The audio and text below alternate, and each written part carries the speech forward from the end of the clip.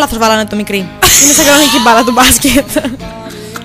Έχω καιρό να παίξω μπάσκετ. Παίξουμε λίγο μπάσκετ. Ο προβληματισμός πραγματικά.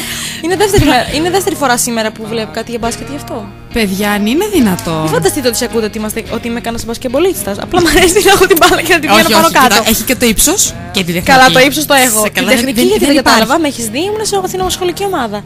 Μα αυτό γιατί το ύψος δεν το έχω δει. Εντάξει. Εντάξει. Λοιπόν, σε καλό να μην επειδή δεν είμαι 2 μέτρα και είμαι 98. Σωστά. Που το πας αυτό. Το κάνουμε θέμα. Μα ξέρω εγώ. Λοιπόν. Τέλος πάντων. Υπάρχει, λέει ο Γιάννης ότι υπάρχει μπάλα μπάσκετ μικρή που παίζει με μπασκετίνο. Τι να σου πω, θα σε γελάσω, Γιάννη. Παίζει, ξέρω εγώ. Μήπως μας κοροϊδεύει? Μπορεί και να μας κοροϊδεύει, γιατί είμαστε και λίγο επιρρεπείς στην κοροϊδία.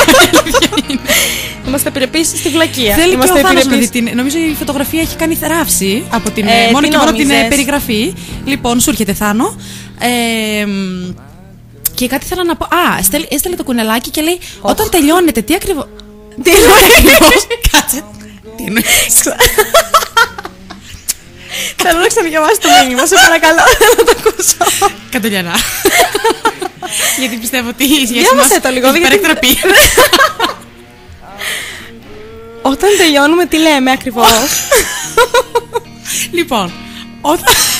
Κάνεις και γελάω, ωραία. Συγγνώμη, Δήμητρα. Λοιπόν, όταν τελειώνετε, τι λέτε ακριβώς? Πείτε το μία. Ωραία. Μεγάλη επιτυχία.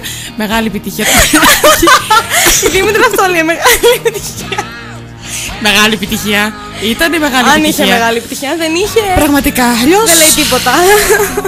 Και εισάλλα με υγεία, μας άφησε χρόνος. Λοιπόν, τι λέμε? Το ζουλιχτείτε εννοώ. Μέχρι αύριο.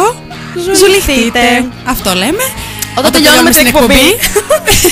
Τώρα για περισσότερες πληροφορίες απευθυνθείτε στο 697. Όταν τελειώνουμε την εκπομπή, όχι όταν τελειώνουμε στην εκπομπή. Την εκπομπή είπα νομίζω.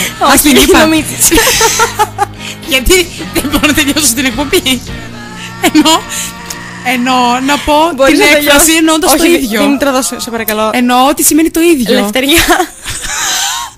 Ελευθερία. Μπορείς. Πώς λέμε, ρε παιδί μου? Ελευθεριά στο τελείωμα, ας πούμε. Ναι, Δήμητρα. Εντάξει. Λοιπόν, και αφού ξεφτυλιστήκαμε. Να, και μετά από όλη αυτή τη συζήτηση, το κουνελάκι απαιτεί να. Γιατί το λέω πολύ. Ορίστε. Να, έχουμε και άλλο μήνυμα στο καπάκι. Ο κουνελάκης είναι.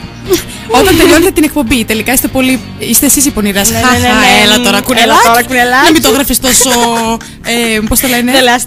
Τόσο διφορούμενα. Πώς θα γίνει, λοιπόν. Αυτά. Επειδή μιλώντας έχει πάει παρά 5, δεν έχω προλάβει να πω τίποτα. Σε καλό να με δει. Πνίξου και λίγο.